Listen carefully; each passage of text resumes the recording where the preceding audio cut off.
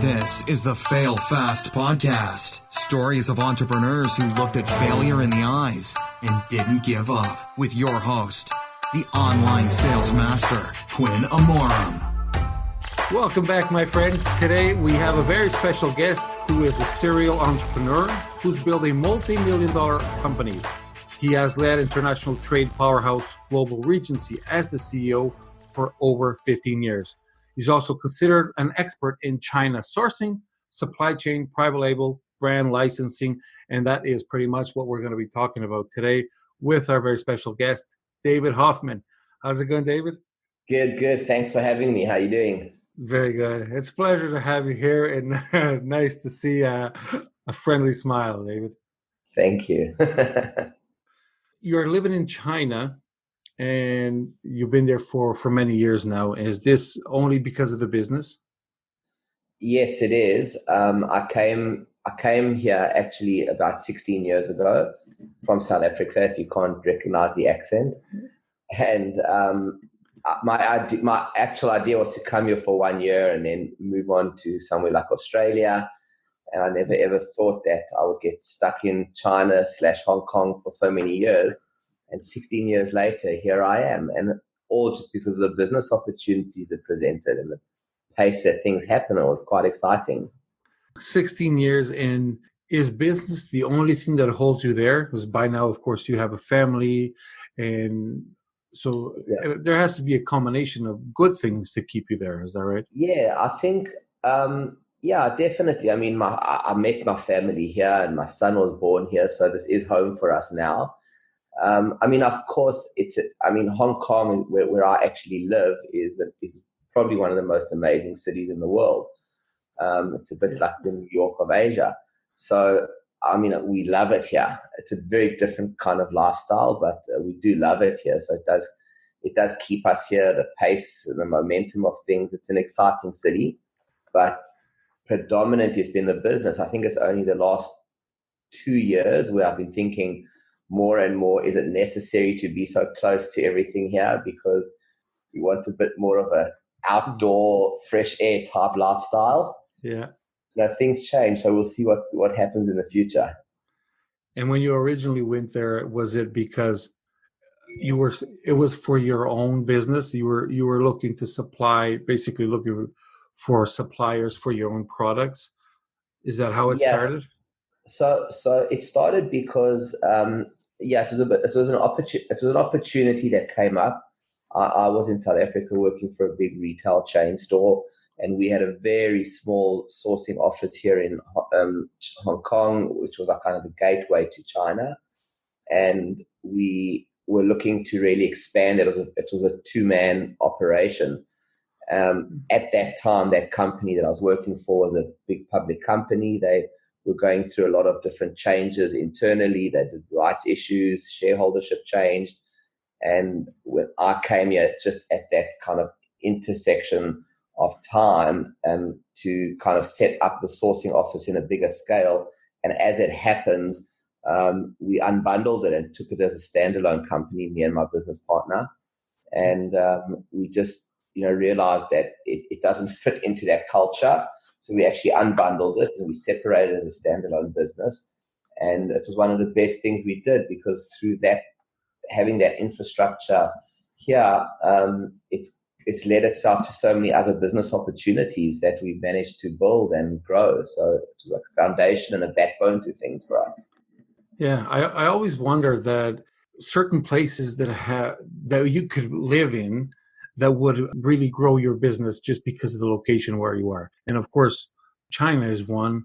I often think about Texas, because I see so many entrepreneurs that are creating private label products, selling on Amazon. Yes. And it's like everybody lives in Texas and I'm the only one that doesn't, right?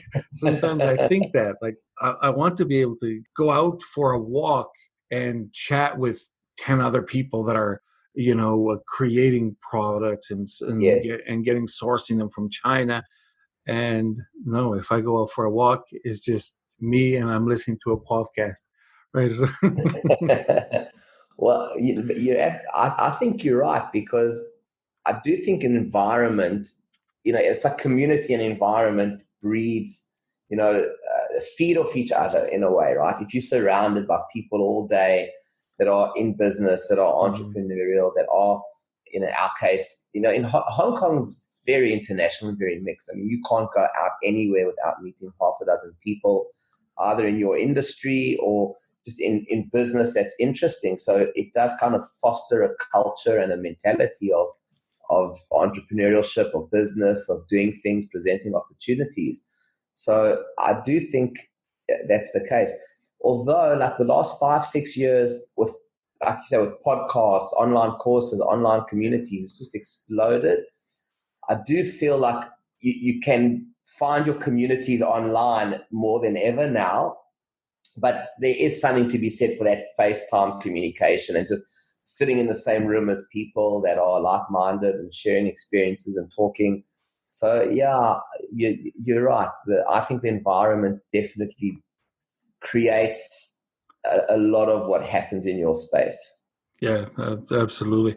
And tell me, does most of the people there speak English, or did you have a big period where you couldn't speak to anybody? So Hong Kong, most people speak English.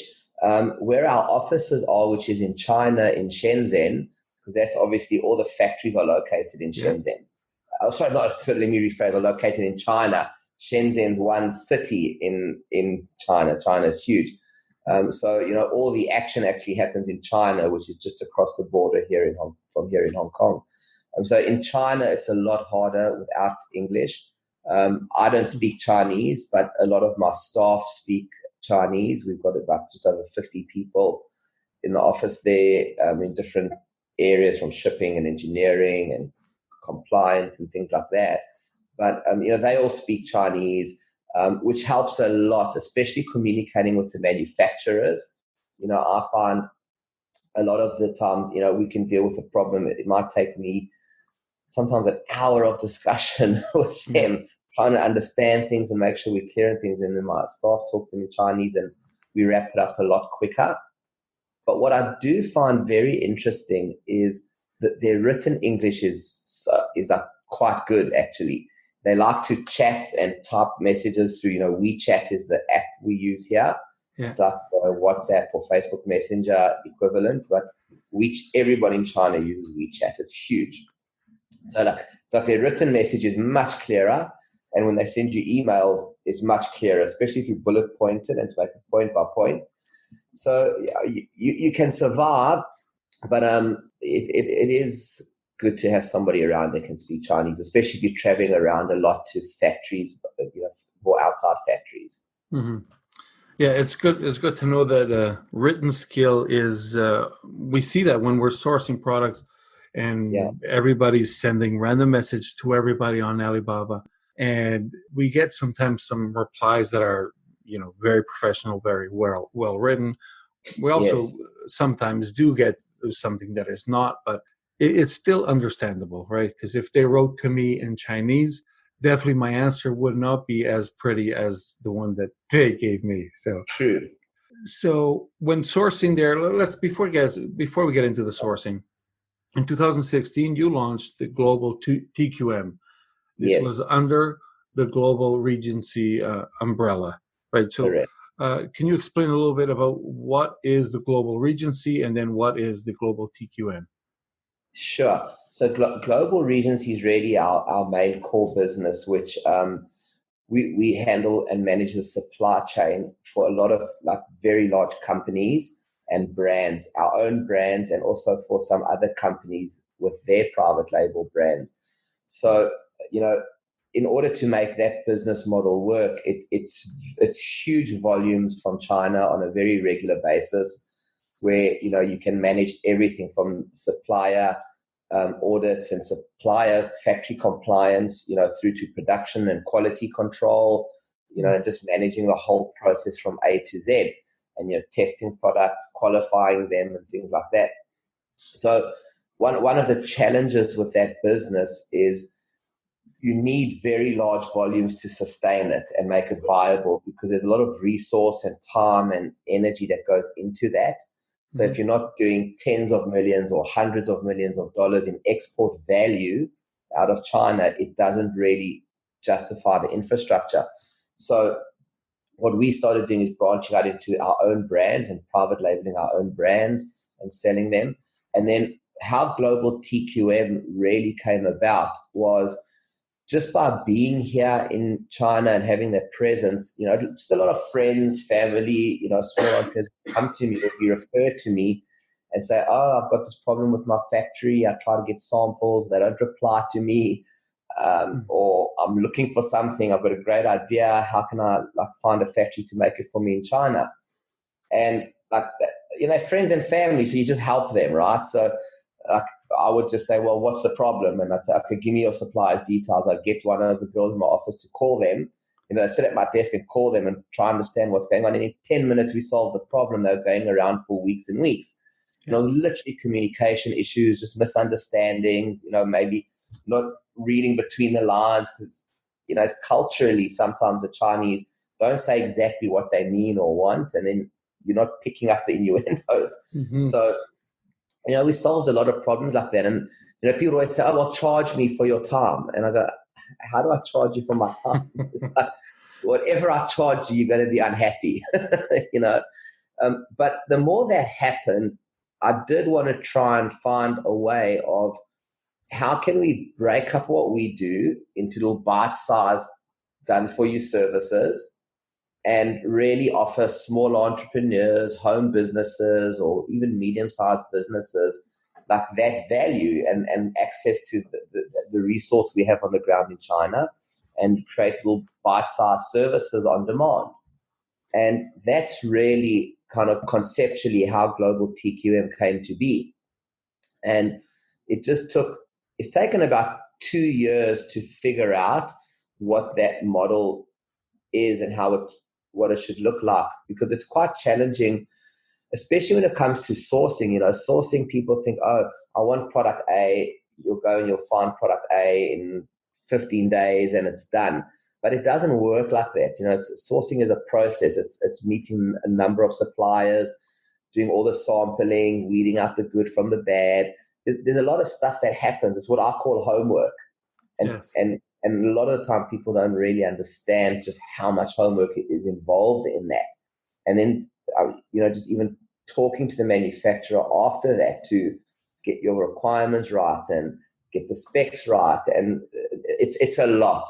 So it was hard to figure out how do you give that as a service and, and have like a kind of a scope and some boundaries because it can go on forever.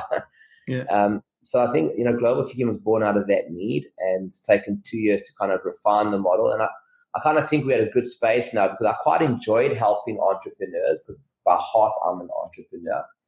And, it was quite satisfying when we solved these problems. It was like, oh, that was nice. That was fun. I'm sure there must be loads of other people out there with similar cases or similar stories. So, that was the goal, to be able to help small businesses, entrepreneurs, or even just startups or home businesses, access China, have a team on the ground on demand that can guide them through this, help them with these things and, materialize it for them. Nice. So, David, there's a lot of people that think of China Yeah. when we mention, I don't know, sometimes people ask me, how do you do it? And I say, okay, I find the products in China and I do this and this. And when you mention China, some people say, oh, that is bad product or cheap quality. In their defense, I would like to say that I can order super high quality from China if I'm willing to pay for it. Right, Yes. Just like Apple gets iPhones done there. Not that they have high quality or not, but I think the problem that people hear about the cheap products is the fact that a lot of us North Americans are now willing to pay, so we try to cheap out, and we give ourselves the bad quality. Yes. Is that really what's happening? I think a lot of the time it is what's happening. I don't think it's intentional on any level. That's something I realized over the years. It's not the factory's intention to give bad quality, and it's not often the buyer's intention to buy bad quality. In fact, it's the opposite. But it's a result of kind of sometimes just lack of knowledge or experience. Like I find like buyers are often driven by price. So they just go, I've got to retail that at $99, which means I've got to pay $50 for argument's sake. And it's this backwards calculation, right? Mm-hmm. What are you going to sell it at? What do you have to buy it for at? And that becomes such the goal and such the focus in all discussions and all negotiations that people really start to say, okay, well, if I'm going to push my supply to $50 and they were at $60, for example, why are they getting down to $50, right? What are they cutting out of the product? What material are they changing? What packaging are they foregoing, right? There's a lot of detail and specifications that need to be considered. So I think often people turn a blind eye to that because they're so focused on, I can sell so many if I get to this price, and I can make this much margin if I get to that price. But I find people make that mistake once or twice, and then when they start getting returns and the problems, the thinking changes. And I think vice versa with the factories. I think, factories, there's this East and Western cultural thing going on where people assume the manufacturers know the quality standards that you want and know how the product's going to be used and the environment it's going to be used in. And it's not always the case. Often the factory will be proud that they met your price point, right? They go, well, I thought you wanted me to cost down the product to get to that price point because that's all you were focused on. Yes. You never said to me once that, the product must pass this drop test. The material must be this thick. I want this grade of fabric. You never said that. All you said was, I want $50. So they found a way to get to $50.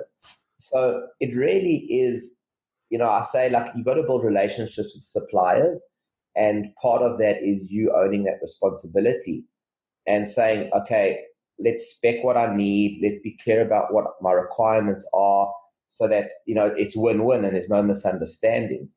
And that's a process that is continuous. Yeah, I love that answer because a lot of the sellers, they do not know everything they need. Exactly. That's why they don't tell the manufacturers, because a lot of sellers don't know there's a drop test, like you just mentioned, or what the quality has to be. And I'm guessing in that case, that's why we need somebody like you that has their feet on the ground. And let's talk about actually something that you mentioned. It was some of the mistakes that sellers make. Yeah. And there's one that I hear so many sellers, even in courses, training courses, everybody teaches this the same way. And it is how we place an order, we pay 30% up front, and then you pay 70% when the rest is done and all normal. Then you send an inspection team. And I always think, isn't that too late? After the product is done, you're not going to fix it. You're just going to inspect it. How and everybody, you just hit the sweet spot of exactly what I always say to our clients. You hit the nail on the head. There's an expression: you can't inspect quality into products. It doesn't matter how much you inspect them, you can't inspect quality into a product. Once it's produced, it's produced. Yes. So one of the things that we've come up with, we call it the front-loaded order bomb, okay? And front-loaded is obvious because we say give that information up front and settle that up front before you even place the order, before you even pay a deposit. And when I say order bomb, what do I mean? I just coined the term, funny enough, because a BOM stands for bill of materials. And it's quite common in manufacturing. Every product's got a bill of materials. Every little part, every component is made up from a bill of materials. So an order bomb is kind of like this list of requirements around your order. I call it the order bomb. The order's bill of materials, like requirements and specs, right? And we devised this template exactly for that reason, because I say, if you haven't specified it up front and the factory hasn't signed off on it up front, when you front load that, don't pay the deposit, because it's not fair to the manufacturer for you to come back retrospectively and say, oh, this packaging is terrible, it's crumbling, or the product's breaking when it's dropped, or I don't like that color. And I've had guys say, oh, I ordered a green, I get a green, but it's not the right green. I showed them a picture of the green. I said, you show them a picture of the green. I said, I can take a picture of green with 10 different cameras, with 10 different lightings. It'll come out different. It's so subjective, right? You can't really blame people. You can't blame the manufacturer for that. I said, what you're supposed to do is give them the Pantone color of the green and go, that's the green I want. And you put that in your purchase order or in our case, we call it order bomb. And you specify every detail, the packaging, the color, and you've got to make sure that every requirement you have is measurable and it has a spec or a standard that you can refer to. And it's those little details that make the difference, because I find when you start talking that language with the suppliers, they actually do understand it. And very often they'll look at that purchase order bomb that we put together and go, oh, I'm sorry, we cannot. Okay, no problem. And you realize, wow, they do know exactly what they're doing most of the time. It's just that if you don't ask, they assume you don't care about it. And your requirement was the price. Mm-hmm. Tick. If you didn't have requirements for anything else, have they technically done anything wrong? Probably not. Now, there are good manufacturers who will say, oh, please, we don't want to cut this because it's bad quality. And that's why I say the whole journey is finding great suppliers who give you advice, and they are the manufacturers. They do know what's going to cut the cost in a reasonable way. But that's a journey, right? We've been doing this for 16 years. I've been doing it for longer, but I've been living here. But every day I'm meeting new suppliers and talk to them, and like every week we find new suppliers that we go, oh, these guys are great. They're very proactive and interactive. But it never takes away the need for us to become experts at our products. It never, ever takes it away. It's just you don't know what you don't know. And the more you get into it, you realize, I should specify that next time. I should be clearer on that next time. And you do have to build and nurture those relationships. Otherwise, you're going to fail. Yes. I mean, I actually, a story came to mind that is actually more shocking than anything about communication, and what you perceive may not be what your other person perceives. And this happened here in Canada at an airport, and it was snowing lots. Like you can see that it's snowing right now. And there was a plane about to land, and one of the guys was cleaning the runway with a snowplow. And the guy on the radio from the tower radioed him and said, clear the runway. And he said, 10-4, I'm doing it. And he understood, clear the snow off the runway. Snow. And the plane landed, then crushed, and he died. The plane, they hit the snowplow. And that was it was misunderstanding. And in this case, it was mortal, but when it comes to a product, it's not mortal, but it can definitely, cost a lot of money and headaches, and it's not the manufacturer's fault. And as a buyer, I don't want to say I'm at fault, because I knew what green I wanted, right? Exactly. But so that's why it's so important to have great communication and make sure that they understood what I wanted. And to that point, your stories, I mean, it's a sad story, but it's on the mark that it is about perception, right? Like through what lens are you looking at the question through? And the one thing I preach all the time is, at the end of the day, who's accountable for the product? And every mistake the factory makes, you are, because you're the buyer, right? Who's going to suffer the returns? You are. Mm-hmm. Who's going to pay the price when customers hit? You're going to refund customers. You are, right? Yeah, you're going to go back to your manufacturer and you're going to complain and argue and up and down, but it's not going to change your returns. It's not going to change the credits you've given. It's not going to change the financial losses. Maybe you'll get some compensation, but ultimately you're going to bear the brunt of it. So you need to be so accountable for it and just become really good at dealing with that. Are there some risks of importing from China? So you said earlier, we don't know, we don't know. And a lot of people find a product on Alibaba. They find find the product, find the demand on Amazon, go to Alibaba, find the product, and then after they get a quote that seems decent to them, they order the product. Yes. A lot of these products sometimes are not allowed to cross borders without certain things being done to them, right? Like, Yes. I know wood products have to be fumigated. A lot of Yes. people import wood products because it's just a small quantity. And what are the Yes. risks of this for, let's say, for us as the buyers? What can happen to us? And what are the risks in general? So there's loads of risks. I kind of categorize risks into a few categories. There's financial risks in terms of payments to factories. Mm-hmm. So paying deposits, paying balance payments, and having an exposure there. That's one risk. I won't go into each one in detail, but that's one risk. When should you pay your deposit to the supplier? How do you know that it's not going to disappear? What do you do if they're late on production? Can you recover it? Things like that. So there's a financial risk. Then there's what you're talking about is like the regulatory and compliance risks. Mm-hmm. And the regulatory and compliance risks are the one example you gave, which is like, should this be fumigated before it passes through customs?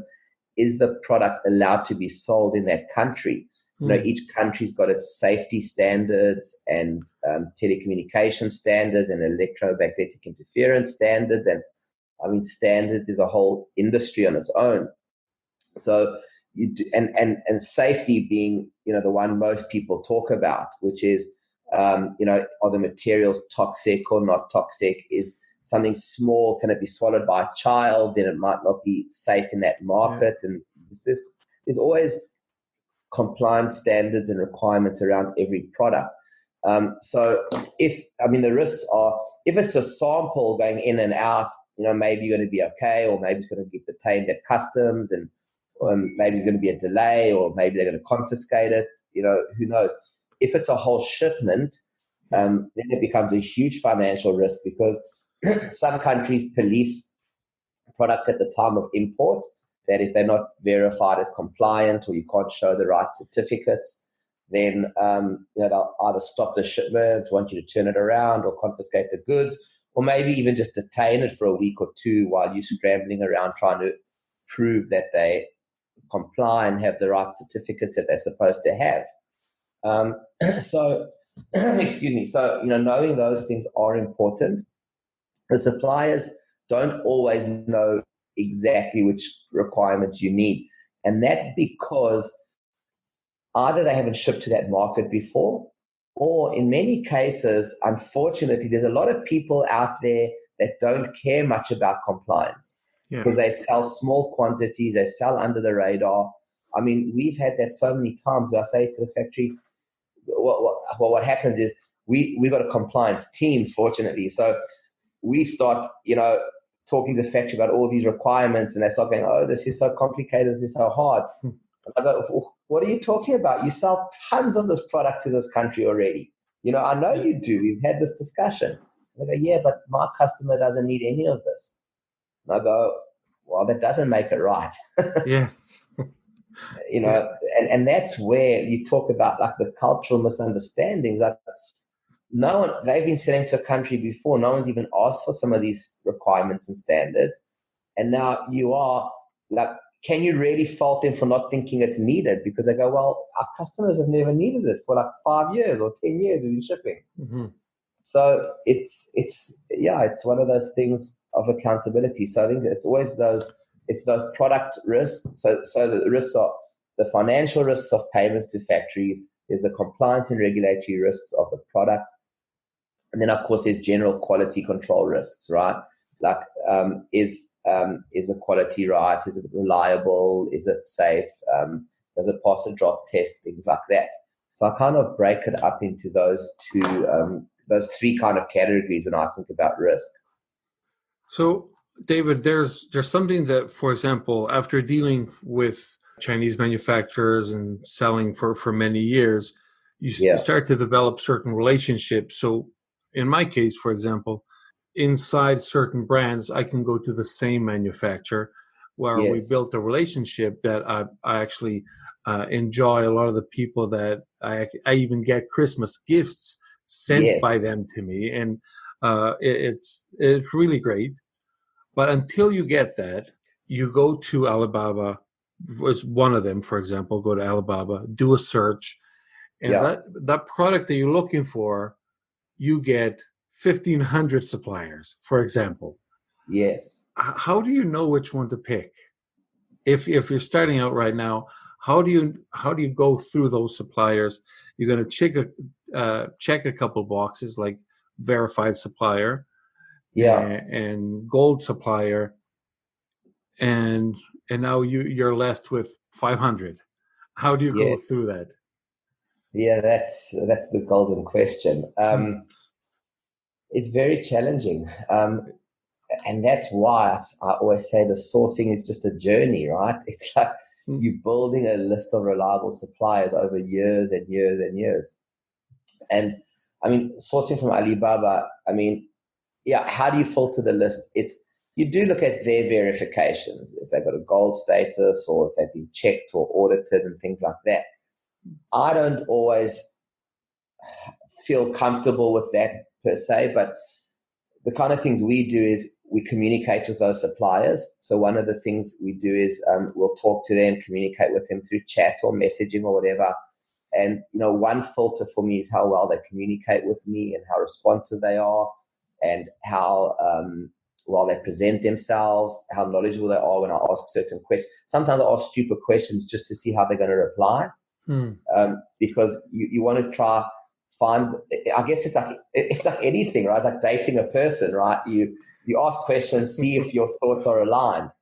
And, just through that, you try to weed out people that kind of don't respond well, don't respond nicely. I try to be realistic as well because I'm not actually looking for the people that are saying everything's no problem, no problem, no problem. Because that's, if they're telling you that at that stage, I've yet to find a case where everything was no problem. It always becomes a problem once you start getting into the details.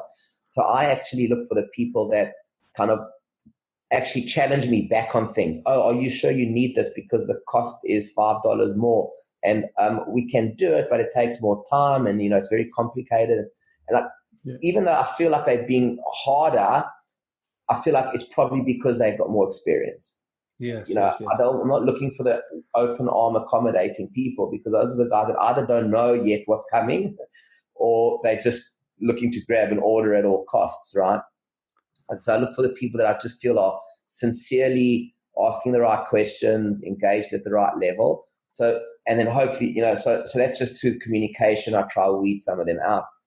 Then the biggest thing is just sampling. Honestly, like it's hard to know what a product is until you get a sample. So I always say to people, you got to sample, order lots of samples from the suppliers, because how do you know what they're quoting on? If they're quoting you $10, the other one's $8, the other one's $9, you really need to see the product and touch and feel it. I think sampling is a massive, just the biggest deal to me. Mm-hmm. Sometimes you get products before you even negotiate on the price with them. You can see the product a mile away is a different quality, a different standard, a different level. So, I say if you've got to narrow it down, order a bunch of samples from them. Once you get the samples in, literally just toss out the ones that the guy sends you rubbish samples. Just go, no. Narrow it down to products you actually like, and then go back to those suppliers and, continue talking to them. Those are the only things you can do, and, work through it in terms of communication, in terms of sampling, and then in terms of trying to build an order bomb, see if they go through that process well with you and communicate well with you. Personally, I like to meet the people face to face. I'm spoiled because I'm here in China. I can most of the time. Skype calls is another great way. I think talking to them on Skype is important. Although the communication is one of those things, like I say, you've got to have a good relationship with your suppliers and be able to talk to them. If it's too hard, where like every single thing you say they don't get or they don't understand, you have to move on sometimes. You don't want to just force it because their price is right, or maybe they even have the best quality product from a sample perspective, because it's just too hard if you can't communicate. So you're looking for that balance. and it's hard to kind of nail it down to one individual thing. But it's as you do these sourcing projects, you figure it out as you go, and you find out who you want to work with. Yeah, and you mentioned something about you ask on purpose. You ask a dumb question to see how they answer, and Exactly. I like that technique. And is there the opposite? Is there some of the questions that we should be asking? Some of the smart questions? Yeah, there's lots of smart questions to ask. What I try to do, I try to get the supplier to teach me, because I kind of take an approach of, I actually called the phrase the lure method. Learn, I forget what it stands for now, but it's something I was teaching someone the other day. But the one thing is, you got to learn from your manufacturer. So I start off by taking a bit of an approach that I don't know anything about this product or this product category. Mm-hmm. So I just act like, okay, guys, look, it's the first time I'm doing this type of product. I do loads of other products. Tell me what I need to know. I'm shipping to this country. What do I need to know? What are the standards? What are the different materials I can use? What are the things that are going to affect the price here? I just act completely dumb. And the good factories will pile it on. Oh, you need this, and we can do this finish. And if you want cheap price, we can do this packaging, and here's your choices. And it's like anything, right? You figure out who knows what they're talking about. How about one more thing? On one of the manufacturers that I deal with for a while, I found a way to get one product that was oversized and to get it into the standard size. Okay. And I did this by asking them if they could shrink it. And basically it was like a centimeter, right? I'm not sure what that is in inches, but it was like a centimeter that they had to shrink it to fit in the standard. And easily, they did that for me, easily. Okay. Now, my product, since that day, became $4 cheaper per unit. Wow. Because I cut 1 centimeter on it. And this was just because of the oversized difference in shipping and fees and all that. Wow, that's amazing. So $4 per unit, it was fantastic. So when you say $4 per unit, you're saying your landed cost was $4 lower, not the actual product cost that you buy it from at the factory. No, it's not landed. It included the Amazon fees. It included the Amazon. Nice. Yeah, the pick and pack fee for oversized was included in the $4. Got it. Okay, yeah. So overall, you got a whole cost saving. People don't get that. It's massive. Yeah. Mm-hmm. Yeah, and then when we multiply that by thousands of units, it's really, really great savings. But above the savings, my main advantage was that now I had $4 extra for my PPC, or that I could give to my client instead, and now my competitors could not keep up with me. And I asked my manufacturer if he could keep that between the two of us. Yes. So he wouldn't just start offering it to other people.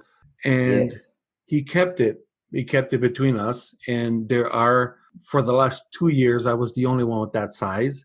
And now there's 2 other people that they probably copied the idea, but not from him. Yes. So in this case, I had him. It's almost as if this was my own IP, my intellectual property, that it was nothing written, but he kept it. But normally that is not possible. Is there a way to make sure that you can protect your ideas, your intellectual property? That's a long subject. So firstly, I mean, what you did is great. And the fact that your supplier looked after it for so long is actually really good. And it's a testament to how important a good relationship is. And that's really important. Just having a good relationship with a supplier, it really does, because at the end of the day, it's going to become, do they like you? Do they want to honor your relationship? Do they respect your relationship? It's like anything. You can't guarantee somebody doesn't cheat on you. But generally, if they're good people and they like you, you're reducing the chance of them wanting to do that. So relationships important, and they did keep it confidential, which is great. At the end of the day, everything comes out in the market. It's a competitive industry we're in. People talk to people. People figure it out. There's competition, as you say. But the key is you had that window of opportunity, right? Which is exactly how you got to stay competitive. You just find those little windows of opportunity. I'm actually just making a note of this, so I don't forget to tell you this. The window of opportunity, you just got to keep looking for those windows of opportunity. In terms of protecting it, like two things I say in China you can do. You can sign an NNN agreement, which is a non-disclosure and non-circumvention agreement, and it's a confidentiality agreement, basically. Now, we sign them with manufacturers. We have them written in English. We have them written in Chinese. They are technically enforceable, but at the end of the day, how are you going to know and prove that there was a violation? But I don't think it hurts. I think if the factory's willing to sign it, at least it's kind of a bit like that front loading. There's no misunderstanding or there's no false expectations on it. I think something you got to be realistic about is that your manufacturer probably respected that as well because you were probably buying from them. If you stopped buying from them or your volumes were decreasing consistently, they would be looking proactively to replace that business and using every little bit of experience that they have to find other clients and customers. So that building that relationship with that factory, part of that is actually supporting them and growing your volumes with them. And it's like, right, a relationship works because it's win-win for both parties. So that's probably one reason they kept it so confidential. So I think signing good relationships, making it win-win for them that you're buying from them. You can sign NNN agreements, especially if you've got patented products or things like that. The NNN agreements do provide protection, and they are important to sign. They're not bulletproof, though. The other thing I tell everybody to do, and if you haven't done this yet, you have to do this, okay? Is register your trademark in China, okay? Yeah. So many reasons on this, but just fundamentally, international trademarks, although they are protected in China, they're a lot harder to deal with and manage. But I've had cases where, and it's not expensive, by the way, it's a couple of $100. We're not talking like huge costs and stuff like that. I mean, we do them for people. And what happens in China is it's the first to register trademark owns it, okay? Yeah. So it doesn't matter if you've got the trademark in another country. If somebody else in China has registered it before you, you're going to have a hard time overturning that. But what happens, especially in the space of e-commerce, and I can't tell you the brand, but a very good friend of mine, exactly in the space of online business, had a baby product. They were doing so well with it. They were crushing it on Amazon. They were crushing it on Shopify. They were selling in the US. They were selling in Australia, ordering loads and loads and loads from the factory. And the factory went and registered his trademark in China because they thought, well, we're going to sell this in China. Yeah. Because, online, the guys do the research. It's like online's borderless, right? So people researching the brand and the product see the reviews on Amazon, see it selling in all these other countries. It's so successful. It's like a brand in the eyes of the Chinese, right? So the factory thought, well, this guy doesn't sell in China, registered his trademark in China, started selling in the China domestic market. So even people searching outside could find it on JD.com, on China, Amazon. It was like a nightmare. It was a disaster. And he couldn't understand. I was chatting to him just casually, and I said, no, this is very odd. I said, have you got the trademark? I said, just tell them to take it offline. Even the big Chinese e-commerce sites will respect IP, if you've got your trademark. And he tried it. No, they did all the checks. Said, no, they've produced their trademark certificate. They've got the trademark in China. There's nothing you can do. Because he produced all his trademark certificates saying, I've got an international trademark for this. But it was a nightmare. Anyway, long story short, his factory had gone and registered a trademark, which created two problems. Number one, they could sell in China. And number two, they could actually give him a really hard time at customs if he bought somewhere else. Because in China, if you don't own the trademark, whoever owns a trademark in China has got the manufacturing rights in China as well. Mm-hmm. So if a Chinese factory is manufacturing inside China to export it, even though they're not selling it in China, it still creates problems because customs, they might check it, or if somebody's really unscrupulous, they might say. I mean, it happens with some big brands. It really does happen where they'll send people to stop the factory producing, saying, "Oh, we're the Chinese trademark owners, and you're not allowed to produce this." And then it just stalls them for 2 weeks of paperwork, or arguments, of legal issues to carry on with the product, and then the factories kind of don't want to deal with IP problems. So the simplest thing is register your trademark in China, and so my friend it's been 1.5 years now in this one case, which we've just won the contest on the trademark dispute.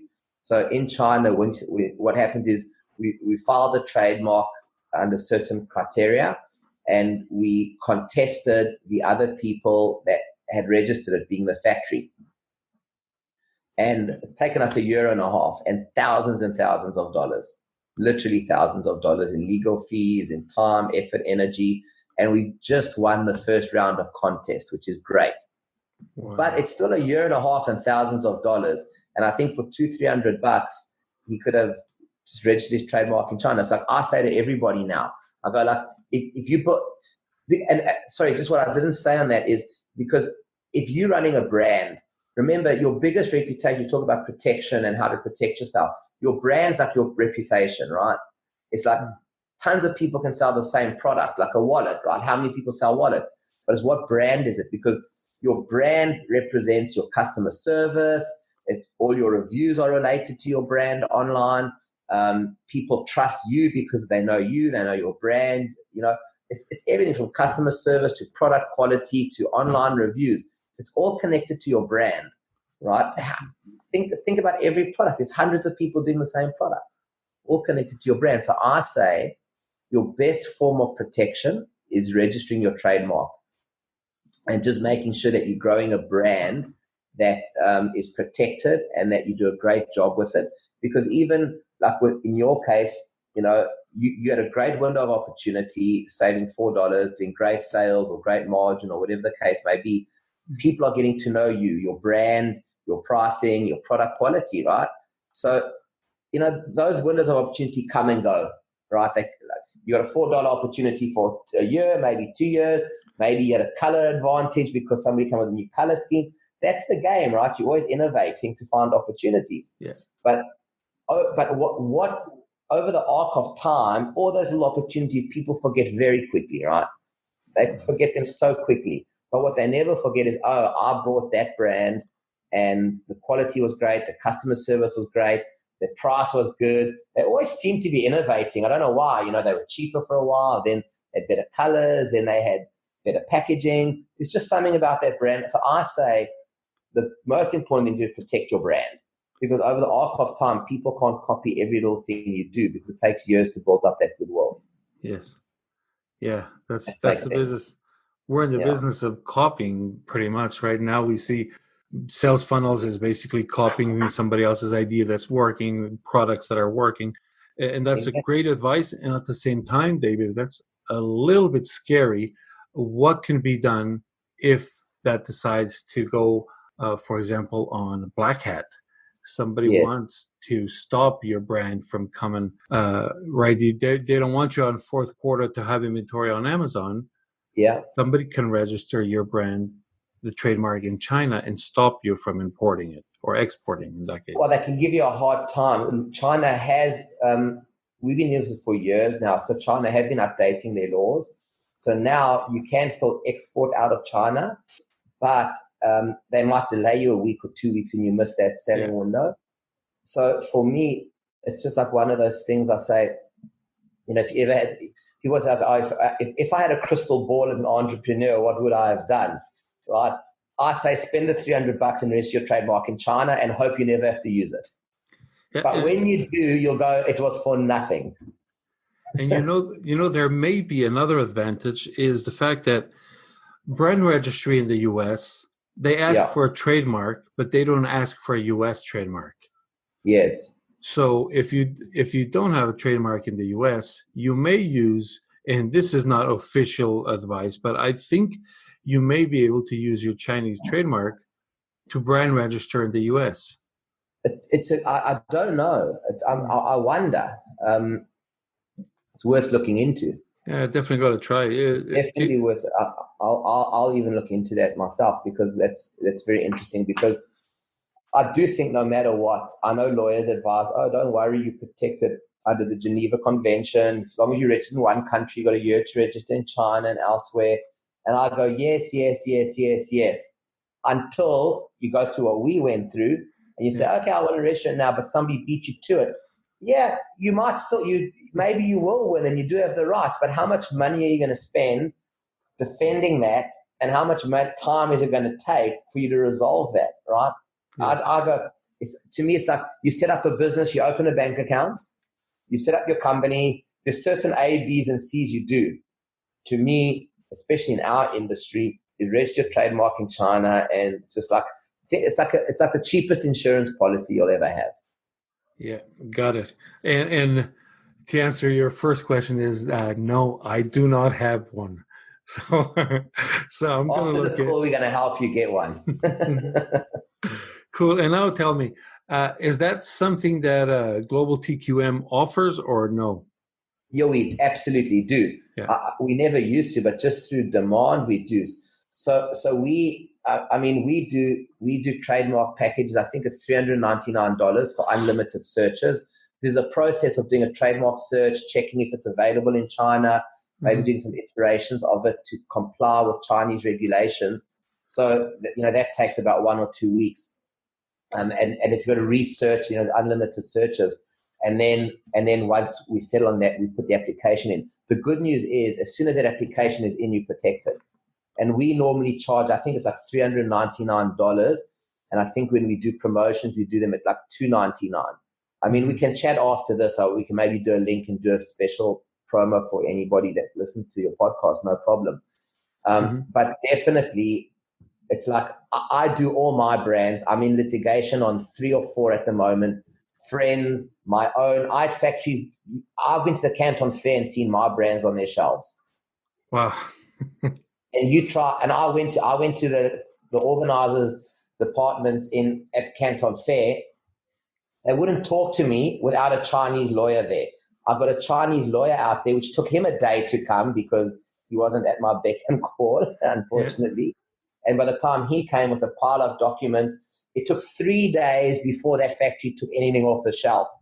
And I'd just go like, you kidding me, right? Like 3 days is like everything for me. The fair only lasts 4 or 5 days. It's you want to know one? And the factories know what's selling well. They've got access to customs data. They've got access to purchase orders. And I'm not saying everyone's unscrupulous. I'm saying it's your responsibility to protect your brand. And most people don't get that. And you know how e-commerce is borderless now, right? Amazon can ship into China, out of China. There's JD.com, there's Tmall. It's like borders are disappearing quickly. So brand protection to me is everything. Yeah, actually, I found one of my brands once on Alibaba, and it was my pictures, everything, and it was there. And if you had a Chinese trademark, you can get it off straight away. Yeah, but I did. But luckily, it was it was one of my manufacturers, and I contacted them, and I actually was shocked to find out that they had no harm. They actually thought I would be happy because they were doing me a favor by showing my brand. Exactly. And I explained, no, I don't want, because people may ask to copy the label and stuff. And yeah, but let me put a spin on that. It's not that they thought you would be happy. I'll tell you exactly what it is. It's because they know you were selling well. People will recognize the brand and the product and come to them because they know they make it. Oh, okay. They were using you as fish bait, which, I mean, by the way, that's where NNN agreement solves that problem, because if you had signed an NNN agreement with them, with non-disclosures and confidentiality, they would know they're not allowed to do that. Okay. Yeah, they removed it immediately, and I just had. Of course, because they want your business. Yeah, but 100%. So, look, these things happen. At the end of the day, though, you just need to make sure that you are in the driver's seat. Yeah. you don't want them to turn around and say, oh, but we have the trademark in China, so that's why we put on Alibaba. You go, what are you talking about? Yeah, that's very good to know. So, David, let everybody know where they can find you, where they can find Global TQM, everything about you. So it's very easy. You just go to globaltqm.com. That's one word. And there's actually a button there you can click to book a call. And that's got to click there to schedule a call. And then just follow the steps. And then if they want to talk to me directly, they can just put in the comment box when they're booking the call, want to speak to David. Some people do that. And then I'll take the call. Otherwise, Simon, my 2RC on these things, takes the calls. And yeah, we can talk about every individual's needs, requirements, if they need help sourcing, if they need help checking factories, if they just need advice or, guidance. We here on demand to help people do business in China. David, thank you very much for the Golden Nuggets. It was a pleasure having you here. For everybody listening, this is David Hoffmann, and you are listening to the QA Selling Online. David, thank you. My pleasure. Thanks for having me. Thanks for subscribing to Fail Fast Podcast. If you enjoyed the show, please leave a review and visit failfastpodcast.com for show notes, Quinn's social media, or even to tell us your story.